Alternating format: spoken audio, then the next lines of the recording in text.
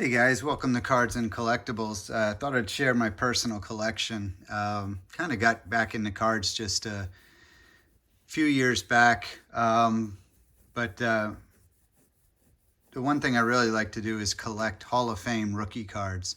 And I've got quite a few holes still to fill, but I at least thought I'd share you with my collection of what I've got, and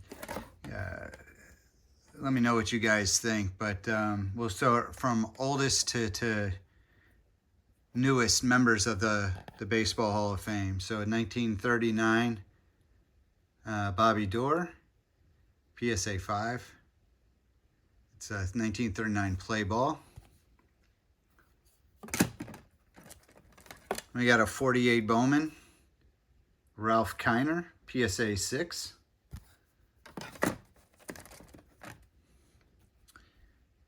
Johnny Mize, 1948 Bowman, PSA 6. We got a Bob Feller, same thing, 1948 Bowman, PSA 4. Yogi Berra, PSA 3. Now, a lot of these cards I ended up buying raw off of eBay. Very few I bought graded.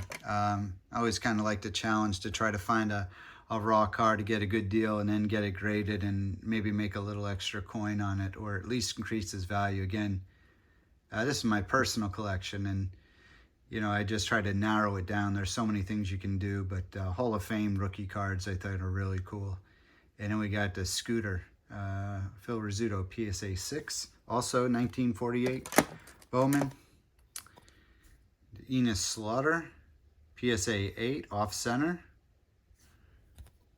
I think this is the only CGC card that I have in the collection, and it's a Bob Feller, but it took me a while to find one, but I liked the centering on it and thought it was pretty good shape, and got a good deal on it, so I went ahead and pulled the trigger. And we got former Cardinal Red Shandies, PSA 5.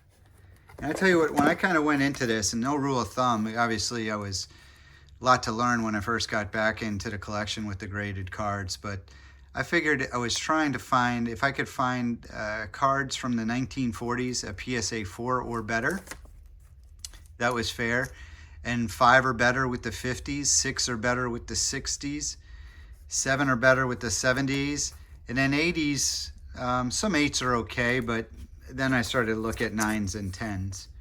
And that seemed to work out for me pretty good, but nice PSA 4, Stan Musial, also 1948 Bowman. And then we also got, he's in the Cardinals Hall of Fame, I don't think he's in the Baseball Hall of Fame, is this Marty Marion. I'm a huge Cardinal fan, so I collected, but most of these should be Hall of Fame players. We got a George Kell, 1949 Bowman, PSA 5.5. Robin Roberts, PSA 6. This one I was hoping for better, but I bought this raw. I thought it looked better than a PSA 3 at the time, but Whitey Ford, chairman of the board. Still pretty solid looking card. Again, for personal collection, grades do matter, but eye appeal is just as important to me. I'll tell you some of the ones I thought I got lower grades than I should have, or higher grades. This is one I thought I should have gotten a little better grade. Thought it was pretty solid condition when I purchased it. Got a good deal on it, but it came back as a PSA 2, Monty Irving, 1951 Bowman. And also got this one here. This is the 1952 Topps Dick Williams. So that was a tough card to find. I was hunting for that one for a while at a reasonable. And we got a good old Tommy Lasorda, PSA 5, 1954. Those are always kind of tough to find the centering left to right with the white border.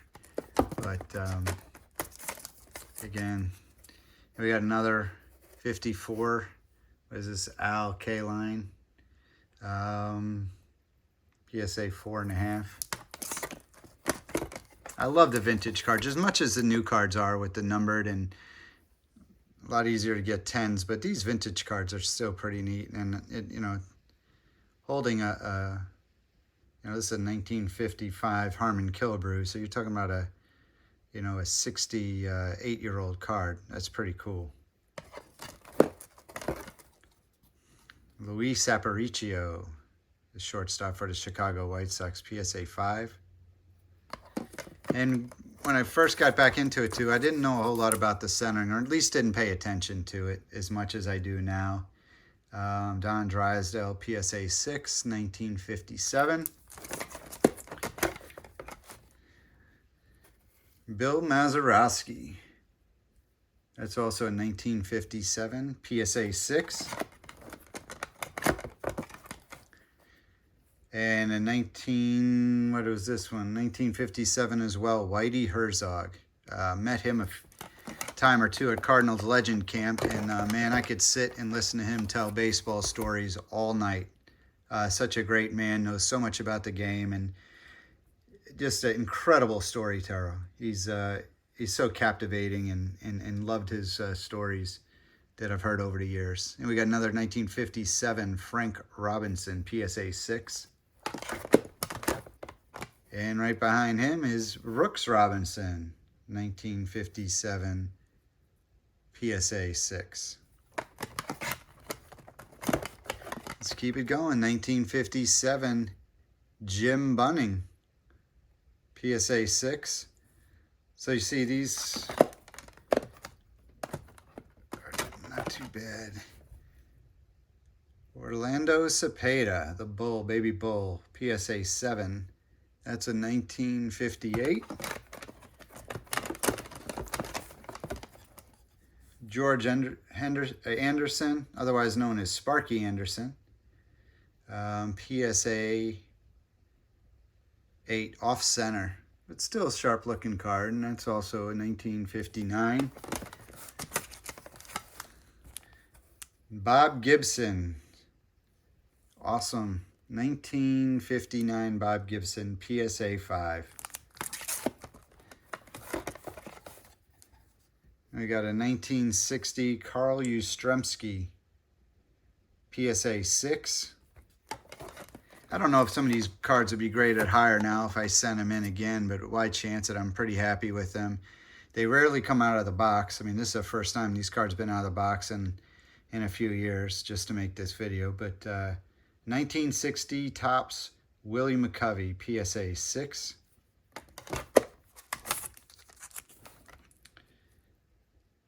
Ron Santo, we got 1961 PSA 7. And Billy Williams, teammate, PSA 7. I've got a lot more to go through, guys. Only about, I think, a third or so. And we got a 1961 Juan Marichal, 7.5. Also like to kind of speculate. Obviously, you can baseball reference. I look at some of the Hall of Fame monitor projections, and also by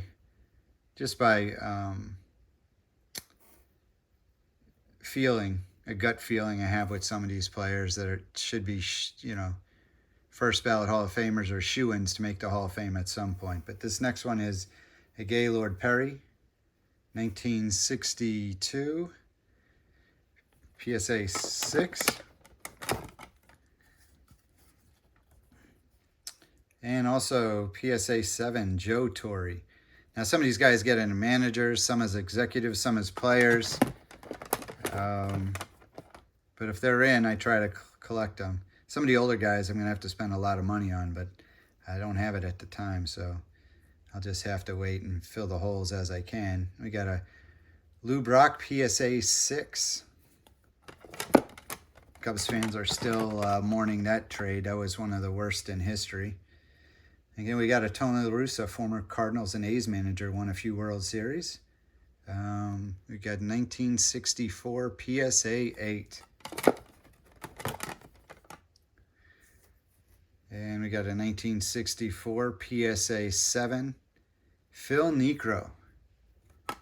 Phil Roof didn't quite have the same Hall of Fame career as Niekro did. And we got 1965 PSA 7.5 Joe Morgan. He was awesome second baseman for the Cincinnati Reds and the Red Machine back in the 70s. This one I bought raw, and I thought I did good, but this even surprised me when I got this back. But this is a 1965 Steve Carlton. I got a steal on this card. And that's why sometimes it's good to take chances. And look at that. We got a PSA 8. Hall of Fame pitcher. Better known for the Phillies, but started his career with the Cardinals. We got 1965 PSA 4.5 Catfish Hunter. This is one I thought should have maybe graded a little higher. I bought this one raw too. Rolled the dice on it, lost. Didn't lose too bad because he's not a big name or doesn't command a whole lot of money as some of these other Hall of Famers. But still needed it for the collection. And then we got another big Red Machine, as you can tell from the label. This is a lot older, but we got a Tony Perez PSA 8.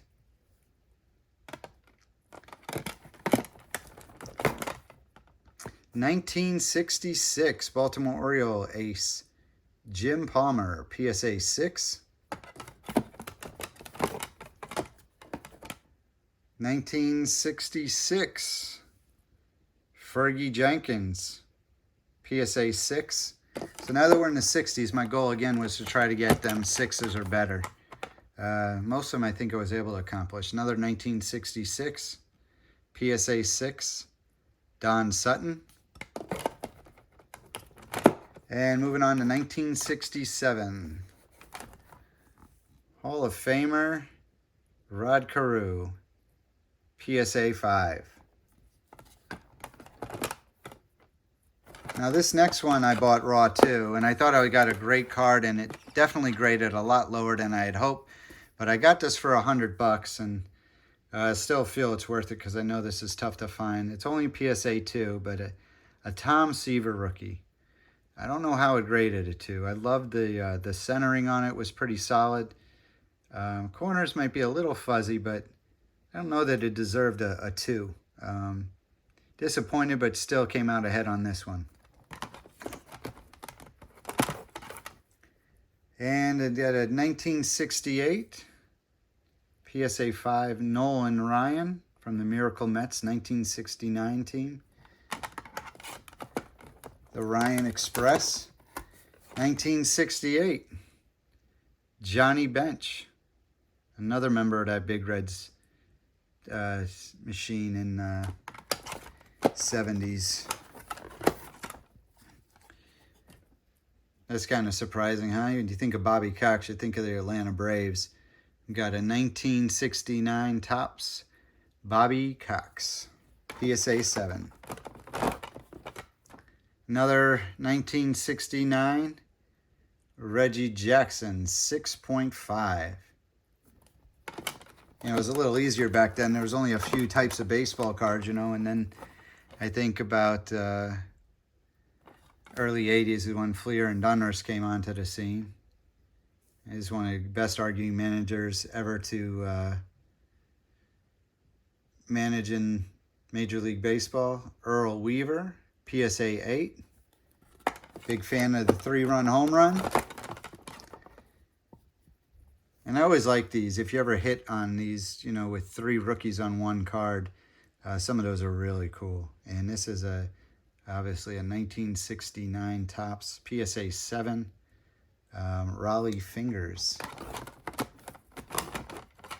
These were always tough too. Got a 1971 Topps Burt Blyleven 6.5. These are always tough because of the black border. You get one little nick, it really shows up. So I think this is a pretty solid grade for a 1971 card. And we got a 1972 PSA 7.5 Carlton Pudge Fisk.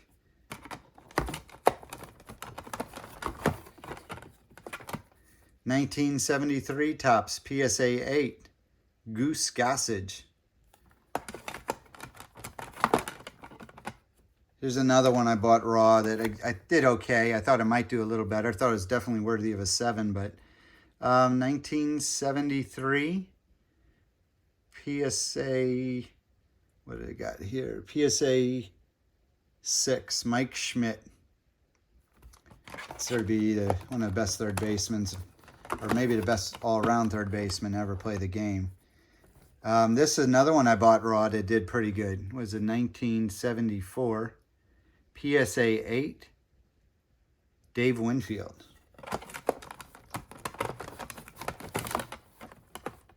And I always loved, this is one of my favorite years, this is a 1975 Topps, loaded with rookies. Obviously the big ones, there's George Brett, Robin Yount, who else? Gary Carter, Keith Hernandez,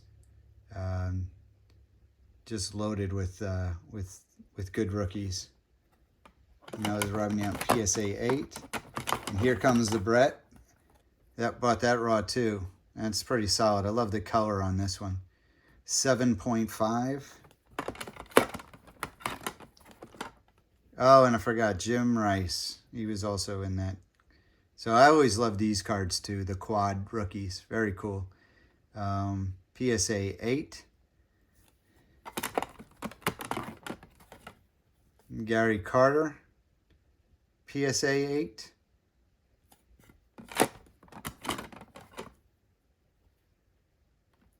(1976) Dennis Eckersley. PSA 7.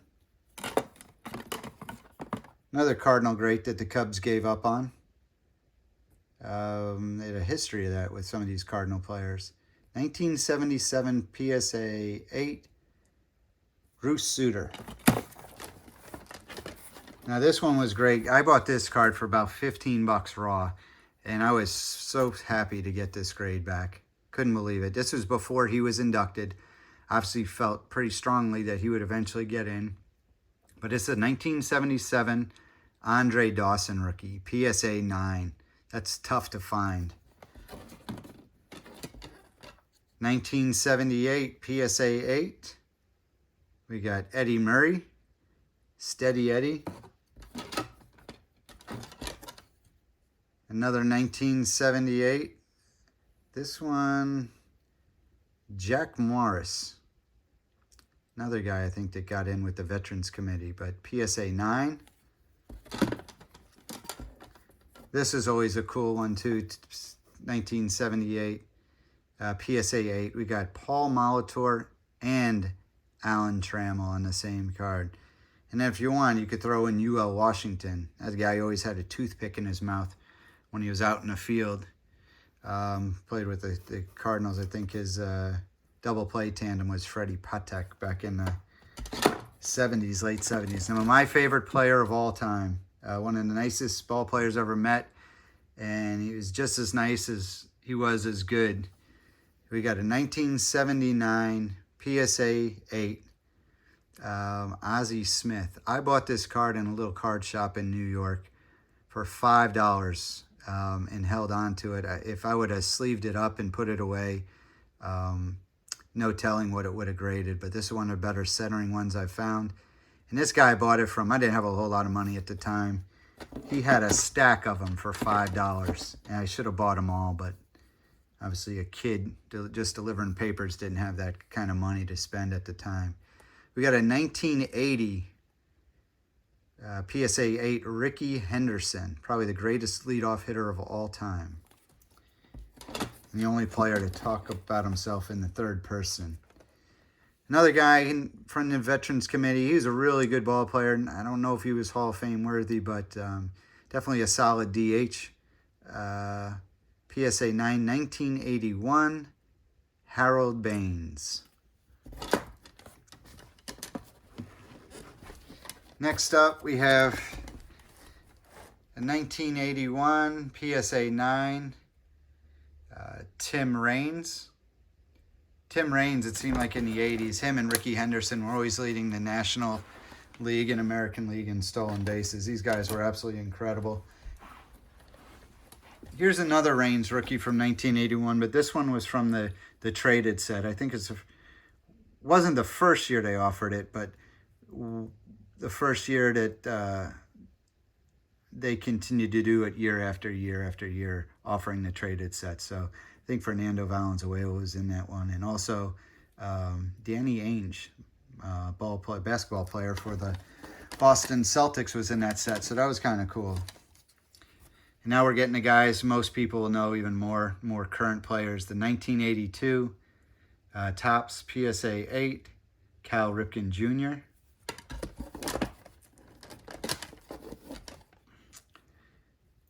In 1982 PSA 9, Lee Smith. Also, there's a lot of guys that played for both the Cardinals and the Cubs. And we got a 1983. This one is the Donruss of Ryan Sandberg rookie. That was a great year too, with Sandberg, Gwynn, Boggs. Very cool. So I always try to get at least one of their rookie cards, whether it's Topps, Donruss, or Fleer, or all of them. I honestly don't remember. We'll find out here soon. But 1983 Donruss, Wade Boggs, PSA 9. And I like some of these older cards. It just brings me back to my childhood. But Gwynn, PSA 8, 1983 Donruss. And these boys could flat out play. So I do have it. So we got the same thing here. PSA 8, 1983 Fleer. These should probably be 9s, but at the time, that's all I could probably afford. Or, you know, these raw cards, sometimes I was still learning on what to look for when getting them graded. But 1983 Fleer, Tony Gwynn. PSA 9, 1983 Ryan Sandberg.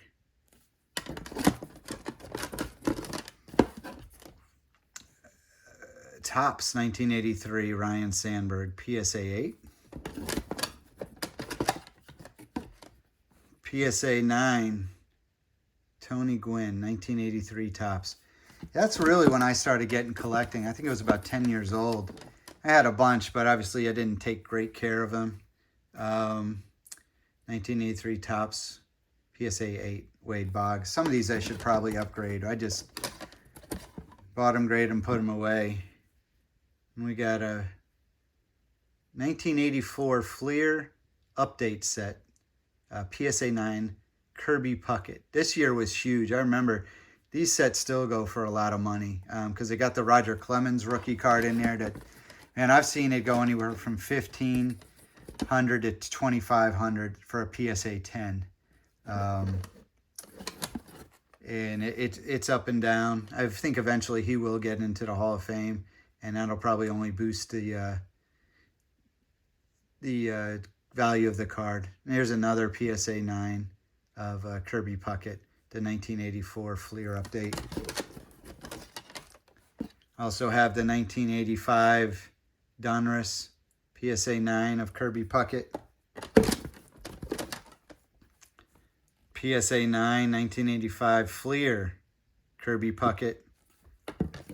He broke my heart in 1987 when the Twins beat the Cardinals in a 7-game series, the World Series. I think the home team won every game of that World Series, and unfortunately the Twins had home field advantage. 1987 Donruss, rated rookie, Gary Maddox. Or Greg Maddox. There was a Gary Maddox, but he wasn't a good pitcher. PSA 8. And we got a PSA 10, 1987 Donruss, Barry Larkin. I love that 87. They had the rated rookies of Mark McGwire and Bo Jackson. It was very cool. And we got a Fleer update, 1987, Greg Maddox, PSA 9. Another Greg Maddox, PSA 9. And I apologize for showing dupes. I'm just grabbing the next one in line. And Topps traded 1987 PSA 9 Greg Maddox. Here's another one, but this one is a PSA 10. Glad to have that in my collection. How about a 1988 Fleer, Edgar Martinez, PSA 10. 1988 Fleer, Tom Glavine, PSA 9. He was also a great hockey player, but he decided to play baseball. Okay, 1988 Fleer Update, PSA 10, Roberto Alomar. 1989 Donruss, PSA 9, Ken Griffey Jr. 1989 Donruss, PSA 8, the big unit, Randy Johnson. PSA 9, Randy Johnson. 1989 Fleer. And 1989 Fleer Update, Randy Johnson, also PSA 9. And we got the 1989 Score Traded, PSA 10, Randy Johnson. PSA 8, Ken Griffey Jr., 1989 Score Traded.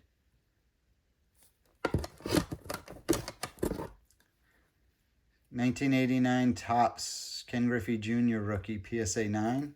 Oh, that was traded. I got a few 9s, so I'm not going to pull them all out, but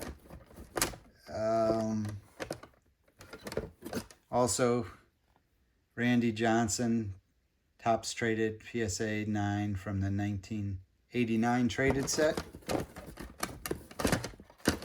And I'm not going to pull dupes. I have some of those, and this guy, I'm surprised not in the Hall of Fame yet. I think it might have to do with his domestic abuse case after his career. But Omar Vizquel, PSA 9, 1989, Topps traded. Oh, and this was the card everybody was chasing back in '89. The first year Upper Deck came out. Card number 1, Ken Griffey Jr. I'd hope for a 10, but PSA 9's pretty solid too. Those 10s are a ridiculous amount of money right now, but I remember everybody chasing this card, and it was so cool when the Upper Deck first came out in 1989.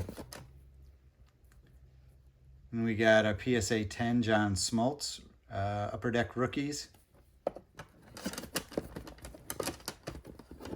And a Randy Johnson, Upper Deck, 1989 rookie, PSA 10. PSA 10, Craig Biggio, PSA 10.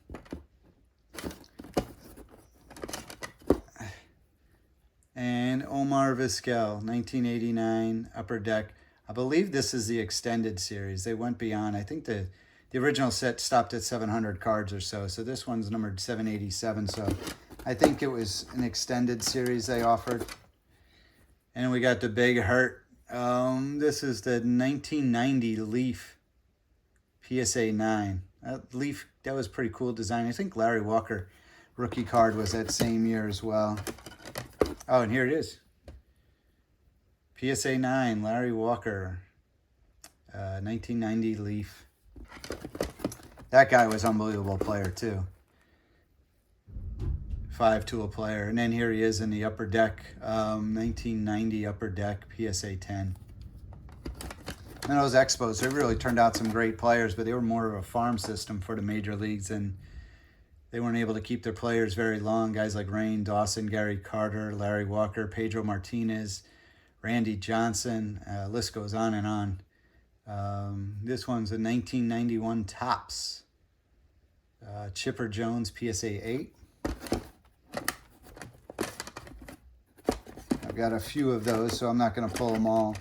I don't know if I have a 9 or not. Nope, 8 was the highest I had. And then we got a 1991 Topps Traded, PSA 9, Jeff Bagwell. A 1991 Topps Traded, PSA 10, Pudge Ivan Rodriguez.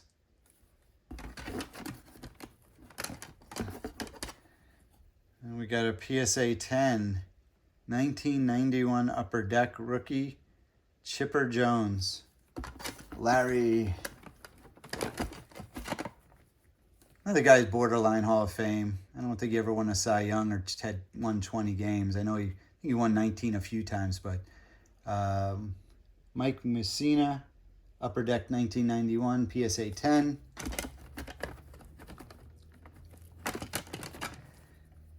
'91 Upper Deck PSA 10, Jeff Bagwell.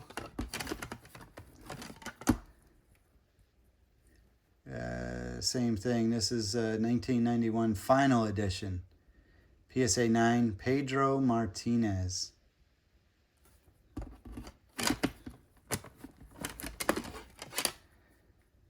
'91 Final Edition, PSA 10, Jim Thome. And we got a 1991 also Final Edition, PSA 10, Ivan Rodriguez. Give me a second, guys. Just that was the end of the first box. Obviously, the second box won't take as long. I only got a handful in here, and may even need to update some because I don't think I've put my rolling in there yet. But let's have a look at these. These were another cool card that came out a little later. The 1992 Bowman PSA 9, Trevor Hoffman. And this next card, guys, I think it's one of the worst cards I've ever seen. I just hate seeing a ball player in plain clothes. And you're talking about the greatest closer in Major League Baseball history, PSA 9, Mariano Rivera. I just hate this card. Incredible player, but again, in street clothes posing, it just it doesn't work for me, but that's just me, I guess. This looks more like a baseball card to me. Also a 1992 Bowman PSA 9, Mike Piazza. And we got a 1993 Topps Traded Mike Piazza PSA 9.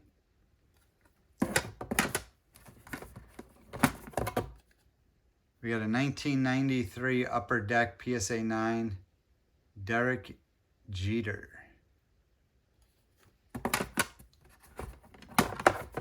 '95 Bowman. I don't know if, yeah, 1995 Bowman PSA 9, Vladimir Guerrero. Here's some extras too, but the late Roy Halladay we got here is 1987 Bowman Chrome in PSA 9. Got a few of those. That's unfortunate. His plane crash. Here's another version too that's kind of cool. Is the 1997 Bowman Best, Roy Halladay, also PSA 9. And then we got Big Poppy.